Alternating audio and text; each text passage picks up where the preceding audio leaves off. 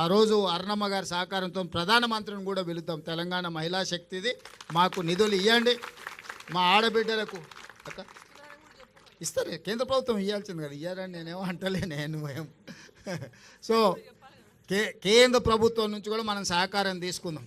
ఇది రాష్ట్ర కేంద్ర ప్రభుత్వాలు ఇచ్చిపుచ్చుకునే ధోరణిలో ఉండాలి. ఎన్నికలు వచ్చినప్పుడే రాజకీయాలు, మిగతా సమయంలో అభివృద్ధిలో వాళ్ళ వాటా వాళ్ళు, అత్తగారింటి నుంచైనా తల్లిగారింటి నుంచి అయినా ఏదైనా పిల్లల మంచి కోసం వస్తుందంటే వద్దనేదే ఉంది.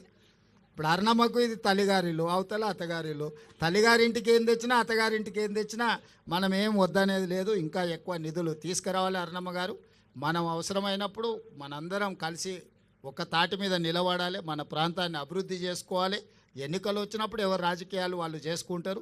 ఇవాళ 1 కోటి మంది మహిళల్ని కోటీశ్వరులను చేయడమే లక్ష్యంగా, అందులో భాగంగా ఈరోజు ఈ పెట్రోల్ బంకు మనం ఏర్పాటు చేసుకున్నాం. నా సూచన, ఆల్రెడీ మనం జిల్లా మహిళా సమాఖ్యలకు బంగ్లాలు ఇచ్చినట్టున్నాము కట్టుకోవడానికి. అవి వేగంగా 5-5 కోట్లు ఒక్కొక్క జిల్లా మహిళా సంఘ భవనానికి ఇచ్చినాం.